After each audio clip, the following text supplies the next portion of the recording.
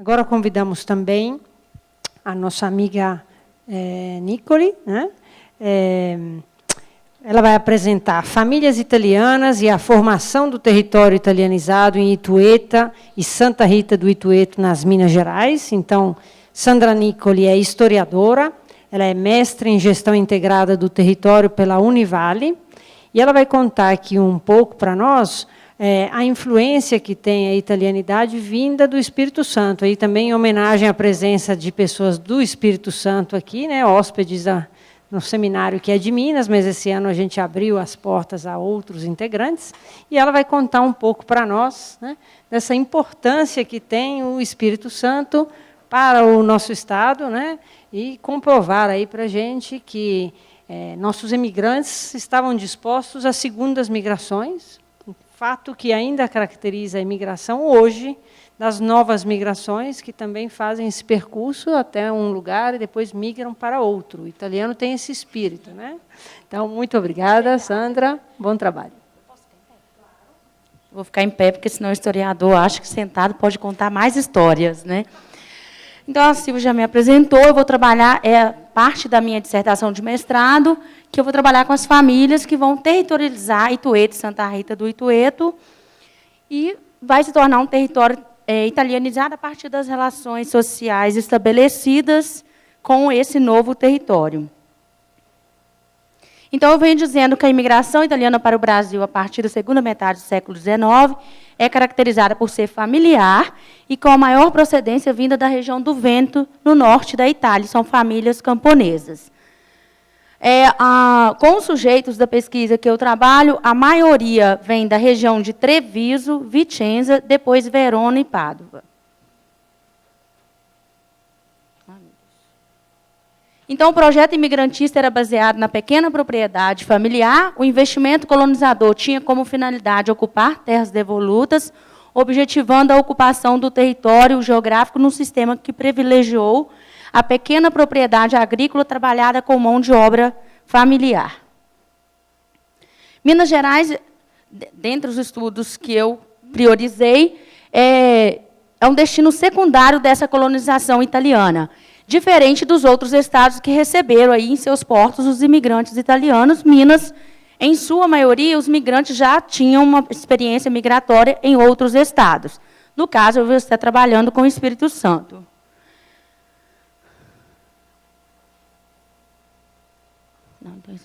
O objetivo é compreender o percurso das famílias de imigrantes italianos que chegaram em solo espírito-santense, seus descendentes que migraram para Itueta e Santa Rita do Itueto e a formação desse território italianizado nas terras das Gerais.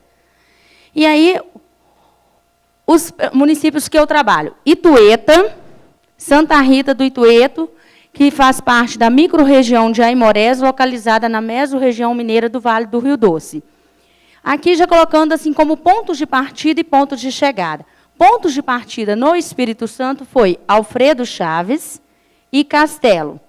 Eles desceram no Porto de Vitória, depois no grande navio, depois foram para o Porto de Benevente e depois adentraram aí nas picadas ou via navegação para Alfredo Chaves e Castelo. E depois de um período, eles vão migrar para Minas Gerais, que já é uma migração interna, mas eles se consideram italianos de fato, de verdade, e vão o tempo todo falar dessa originalidade italiana. Então, mesmo que já é uma migração de Alfredo Chaves para Castelo, depois para Santa Rita do Itueto e Itueta, eles têm essa questão do ser italiano muito bem destacado, bem definido. E não vá falar com eles que eles não são italianos.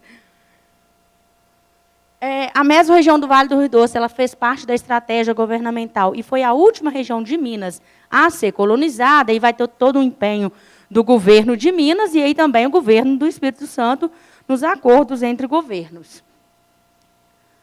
A metodologia que eu utilizei foi aí o suporte da metodologia da história oral, com relatos orais. Para o artigo enviado para o seminário, eu utilizei 18 relatos orais com descendentes mais antigos residentes em Itueta e Santa Rita do Itueto, ou proximidades, porque já são pessoas mais velhas, que já estão morando com os filhos podem ter ido para outras localidades, como Conselheiro Pena, Resplendor, Aimorés.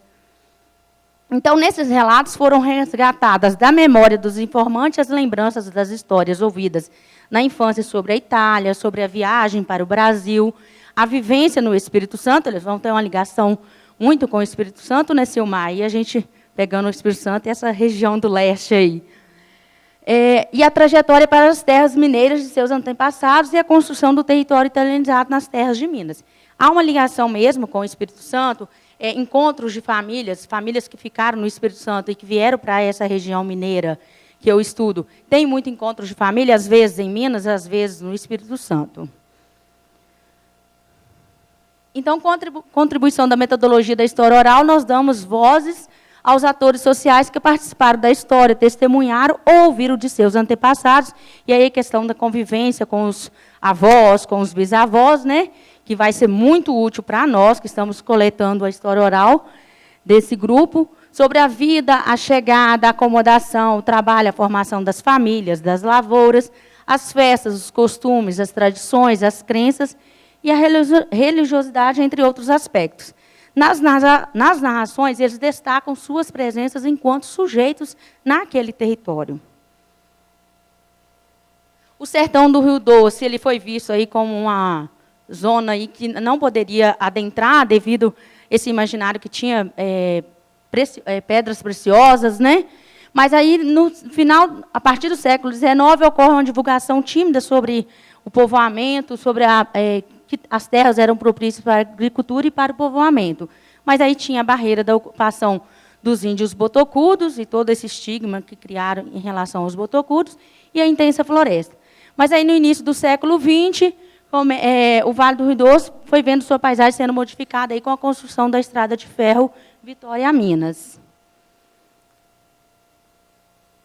Para cá, né? Quem são essas famílias que chegaram a Itueta e Santa Rita do Itueto?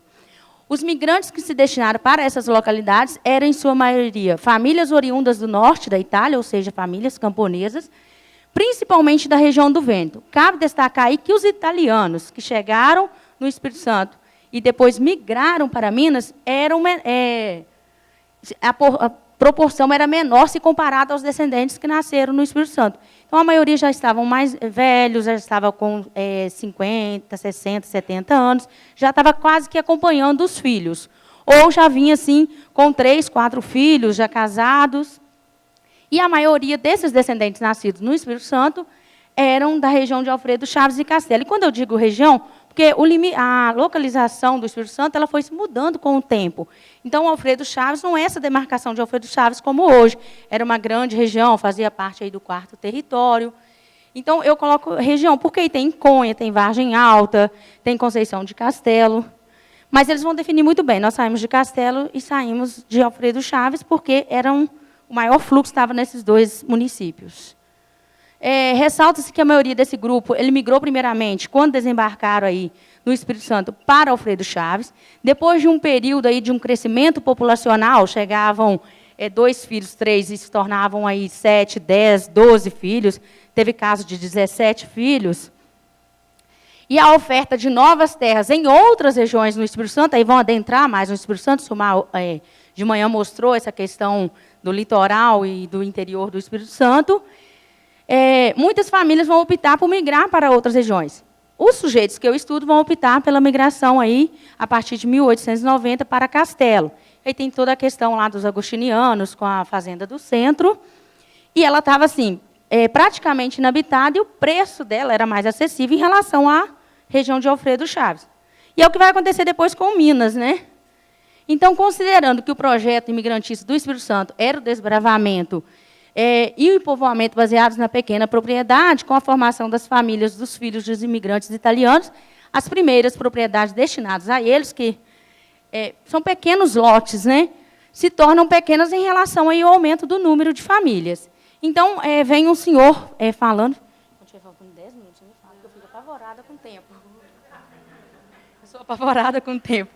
Então, o senhor ele vai falando. Esse senhor ele nasceu no Espírito Santo, na região ali de Bananal, perto de Alfredo Chaves, e ele vai falar assim, a metodologia que eu utilizei, história oral, e descrever transcrever como a pessoa fala. Nós não mudamos nada, porque a gente trabalha com pessoas que têm o dialeto ainda muito presente, que não estudou, então a gente não mudou fala nenhuma deles.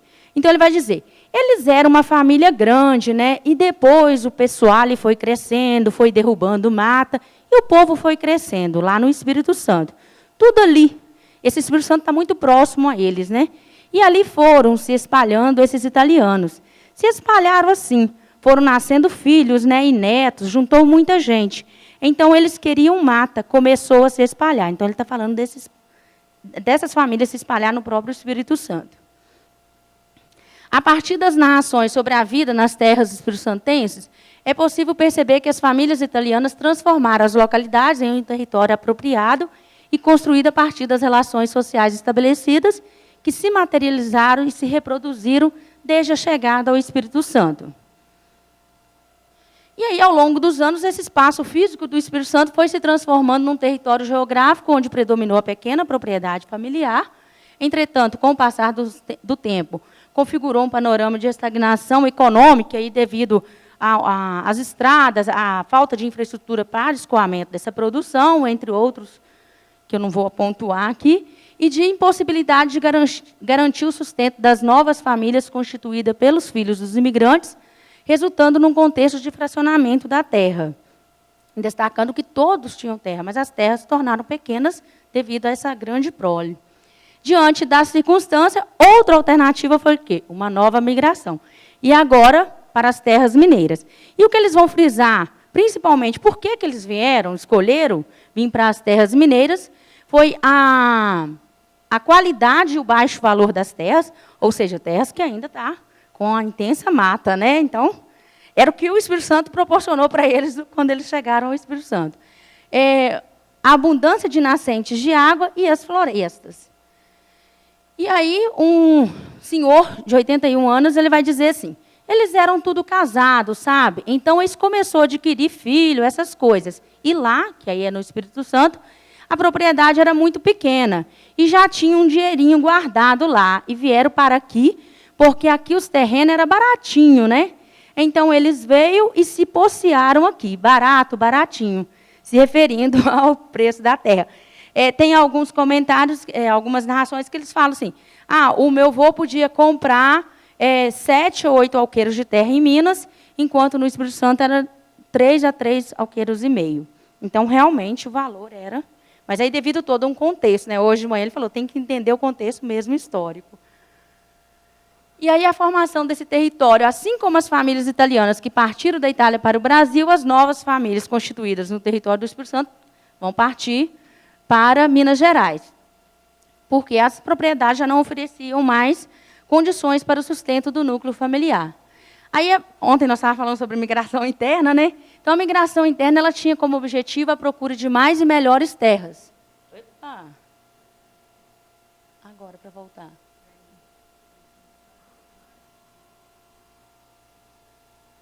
Projeto que vieram construir e concretizar por meio do árduo trabalho. E essa questão do árduo trabalho vai ser uma marca identitária dele. Nós, italianos, trabalhamos muito. Eles vão ainda diferenciar em relação aos outros imigrantes.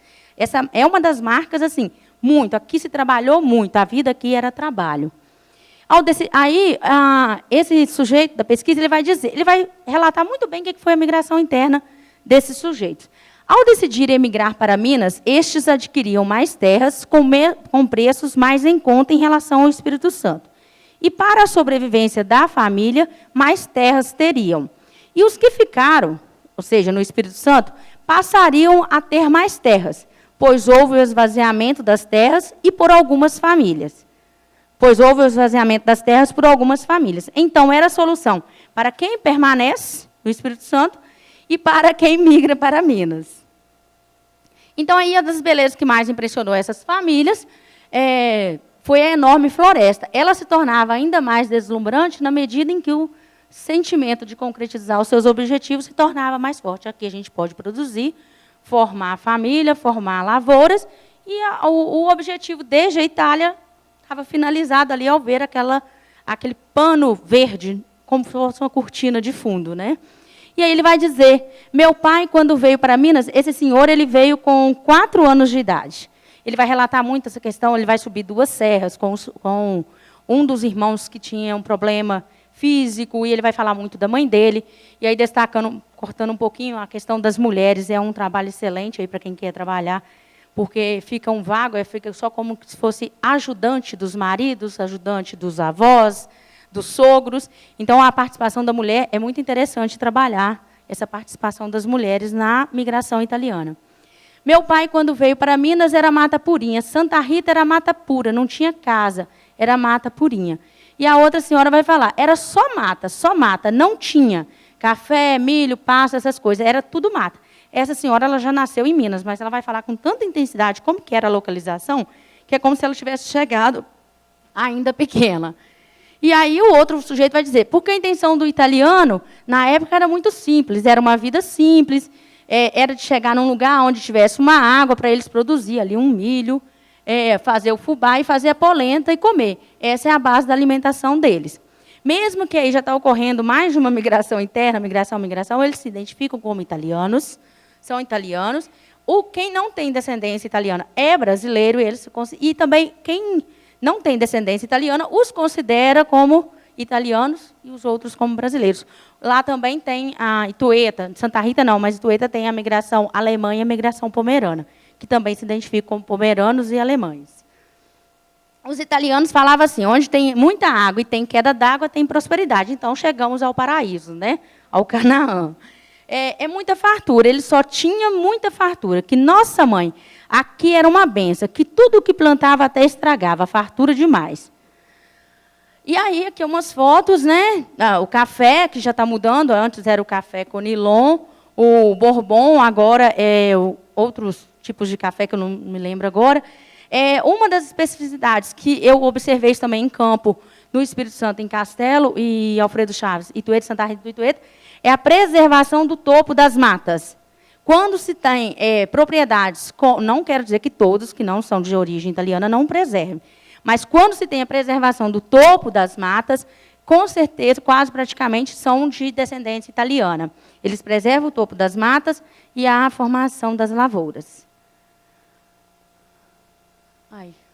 Aqui, o grão, né, na peneira ainda bem artesanal, ainda se planta com peneira. Agora, deve ter uns 10 anos que está ocorrendo assim, eles já estão ficando velhos, os filhos foram para o comércio, ou migraram para outras localizações, então eles vão questionar. Brasileiro não sabe colher café. E aí eles falam que caiu o grão de café, que a peneira quebrou, que quebrou os galhos. Eles têm assim, uma conservação muito grande com a lavoura de café. Aqui já passando o rodo no café, né, secando o café, ainda de forma artesanal. Agora já está começando, há uns 2 anos, já está começando algumas famílias procurar o secador, já secar tudo de uma vez, mas eles continuam falando que não dá certo. E a agricultura foi, portanto, a base da ocupação humana nas terras de Itueta e Santa Rita do Itueta. A chegada desses migrantes ocorreu aí no início do século XX, a partir de 1920, promovendo uma nova configuração a esse território, inserindo novas técnicas de manejo da terra, novos costumes e valores. A terra, ela significava o porto para o qual se voltava todas as esperanças.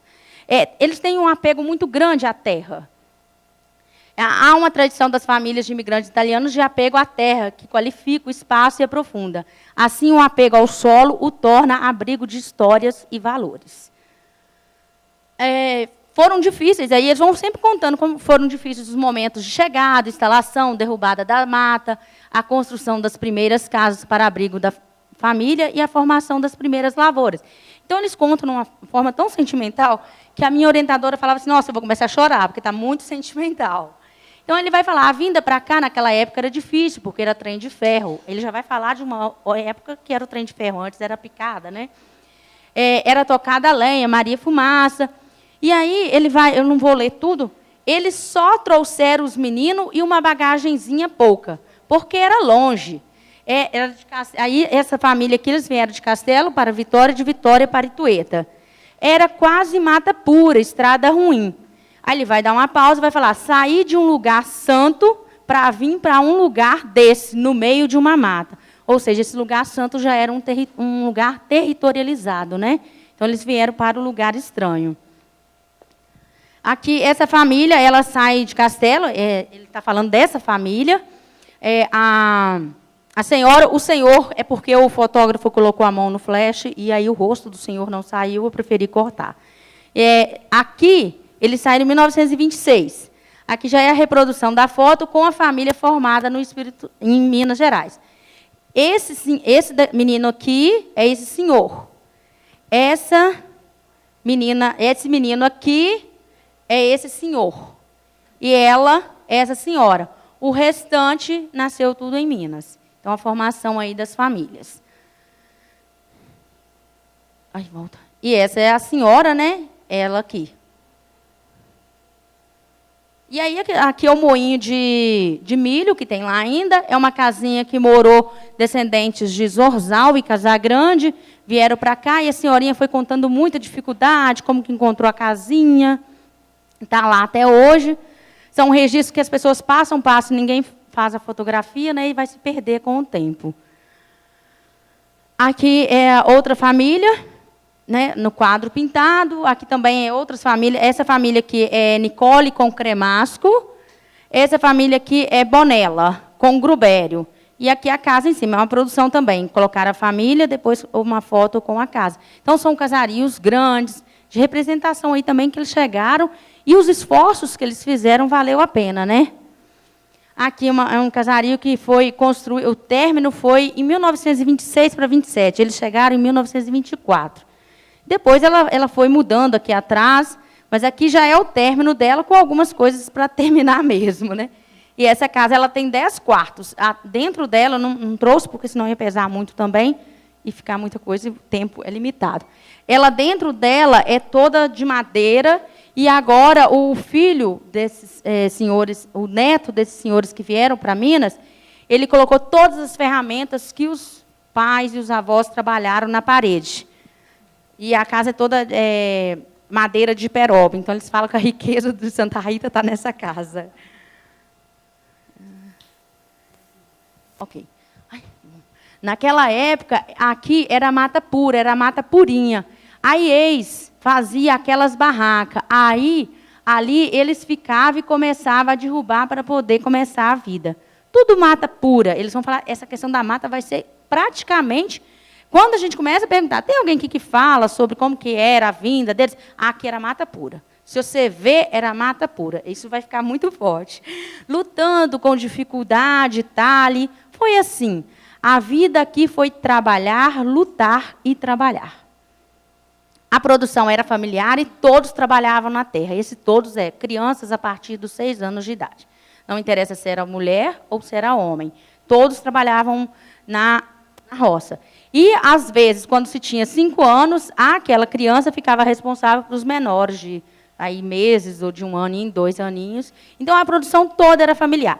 E o interessante, aí, puxando aí para o lado da mulher, é que eles sempre vão dizer assim, tanto a própria mulher vai dizer, eu dava uma ajuda. Eu dava uma ajuda. E os homens vão dizer, elas ajudavam, mas, na verdade, elas trabalhavam em pé de igualdade com os homens. Porque elas acordavam mais cedo, organizavam todo o contexto da casa, fazia almoço, logo já levava o almoço para os homens, né, na roça, trabalhavam, saíam mais cedo, mas para fazer a janta, chegava, fazia as orações, a reza do terço, depois jantavam, os homens iam dormir e as mulheres iam organizar a casa, e aí remendar as roupas, porque nem se costurava, era remendo da roupa. Então, elas iam na maquininha à mão, na lamparina, até 11, meia-noite, 1 hora, depende da quantidade de filhos. Mas elas continuam achando que elas ajudavam e eles continuam falando que elas ajudavam. E se tornaram aí importantes produtores de café, além de criadores de gado para corte, produção de leite e queijo, até os dias atuais. A produção de café não vai ser como o sul de Minas, mas o município de Itueta e Santa Rita do Itueta se destaca aí junto com Caratinga e Conselheiro Pena na produção de café na mesa do Vale do Rio Doce. Todo mundo trabalhava, era mulher, homem, mulher casada, tudo ia para a roça. E nós, de dia, no cabo da enxada. Para enxada o dia inteiro, capinar café, digriçar café, apanhar café, tudo. E a vida era apertada, meu Deus do céu. E aí o café vai ser uma forma... era uma criança. Quando ele vem do Espírito Santo com 4 anos de idade. Lá, o café é a poupança, é o investimento. E a produção do leite vai ser para o dia a dia, o gasto do dia a dia. O empenho do dia a dia se fez através do árduo trabalho para que o objetivo principal de se tornarem proprietários de terra se tornasse realidade. O cotidiano, desde a infância, era regrado pelo trabalho de estrela a estrela, como ele sempre enfatiza, ou de sol a sol. O ensino escolar não era prioridade, pois a família era vista como unidade de produção. E aí é só a partir dos netos mais novos é que há uma preocupação com a questão do ensino escolar. E aí ela vem falando, e o tempo colhia bem as coisas, plantava milho, arroz, a gente mesmo, nós trabalhava. E o nosso pai não botou nós na escola, nunca quis pôr. Na verdade, a família era produção. Ele brigava com a gente para a gente não ir na escola, ele queria que a gente trabalhasse. E aí depois aqui ela já vai estar falando, então eu ia para a roça também junto. Aí ela já vai estar, ela misturou a parte que ela era criança, ia para a roça, depois, enquanto esposa, ia para a roça. Fazia pouco, mas o pouco que fazia já ajudava. Uai, não vai, não? E as folgas aí era de domingo, né? Não vou ler todos os relatos, eu vou passando porque eu fico com medo do tempo. O cotidiano dessas famílias, eles vão falar que foi de árduo trabalho, mas não foi apenas isso. Nos domingos, eles não trabalhavam na terra. A semana vai ser toda regrada pelo trabalho, na lavoura. Porém, há os momentos festivos, que fora os domingos, eram os momentos dos dias santos. Isso eles guardavam muito bem, iam para as igrejas, limpavam as igrejas. Aí você pensa as mulheres de novo, né? Limpavam as igrejas, preparavam as quitandas. E aí eles comemoravam. Esses dias, até hoje, se observa alguns dias de santos, que eles não vão trabalhar a terra. Como essas famílias já haviam passado por um processo de reterritorialização em outro local, nesse caso no Espírito Santo, os traços culturais encontravam-se alterados em relação à originalidade italiana. Assim, tanto os traços de continuidade quanto os de descontinuidade em relação à cultura de origem foram fundamentais para redefinirem a própria identidade nessa nova relação com o novo ambiente. Nós somos italianos e pronto. Não é diferente dos descendentes mais novos, que buscam aí o reconhecimento da cidadania para migrar, eles não interessam, eles são italianos e documento ou não documento, isso não interessa para eles. Eles são italianos e não há questionamento. E, às vezes, eu falava assim, descendentes de italianos... Não, aqui tem italianos. E aqui é uma procissão em Santa Rita do Itueto, numa festa de Santa Rita, e a presença dos descendentes de italianos é muito forte. E aqui é uma igreja, foi construída em 1927. A procissão é de Corpus Christi, e esse cemitério aqui é um cemitério particular dos italianos. Então, quem são enterrados aqui são italianos, e é muito bem definido. Tem 2 cemitérios municipais, e esse é o particular dos italianos. Então, geralmente, quando anuncia, estará no cemitério de Santa Luzia, todo mundo já sabe que é descendente de italianos. Aí ele vai, como não era só trabalho, aqui é um relato de uma festa. Então, a festa que eles faziam mais é de italiano aí naquelas épocas. Vamos dizer, na comida, a comida que eles põem, ele vai dizer que nas épocas eles conseguem definir algumas mudanças, mas não deixam de se falar que são italianos. Colocava na mesa, todo mundo pegava na mesa, aí ele vai dizer, durante o relato, que hoje já não pega mais na mesa, que entrega nos pratos, que virou uma bagunça. Mas continua falando que é de italianos. Fazia macarrão à vontade, por exemplo, tipo assim, comida de servir na mesa, né, prato. Todo mundo comia nos pratos, e as bebidas eram o vinho, um pouco de bebida alcoólica, e eles cantavam muita música italiana. Cantava aquelas músicas na língua italiana e tocava. Tinha uns que tocavam, uns italianos velho, então tem os italianos velhos e os italianos novos, que tocava também. Tocava sanfona, mas essa sanfona 8 baixo, 30 baixo, sanfona pequena. Nós dançava assim, o sol cobria lá e a gente dançando. E ele vai enfatizar Lampião, porque a energia elétrica vai para lá em 1982. Hora que não vai. Aí aqui, uma sanfona, está quase chegando. Uma sanfona e uma família. Essa família de tocadores aqui é a família Bonella. Eles vão sempre dizer nos relatos, nós não bebemos. Então, a gente tocava e deixava os outros beber e dançar. E a gente que proporcionava a festa deles. Aí, naquele tempo, tinha as danças boas de dançar. Naquele tempo, nós dançava bem o shot, a valsa, a rancheira, que alguém fala mazuca. Esse tipo toque assim. Era esse toque assim, que nós dançávamos o shot. Para você ter uma ideia, dançava, era sempre em casa, de assoalho. A sanfona, o italiano trata como remônica. E aí, aqui um casamento, o casal é da terceira geração de italianos, eles vão definir, eles dizem que eles não são racistas, mas que o casamento entre os italianos é melhor para evitar conflito. Então, italiano com italiano, brasileiro com brasileiro, isso é muito bem definido. E, às vezes, eu perguntava, mas já existe a mistura? Olha, existe, mas você pode ver que já vai se tornar bagunça.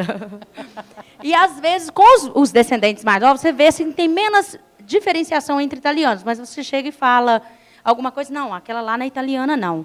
Ah lá, aquele lá também não é italiano, não. Então, mesmo que já fala menos, mas eles conseguem definir.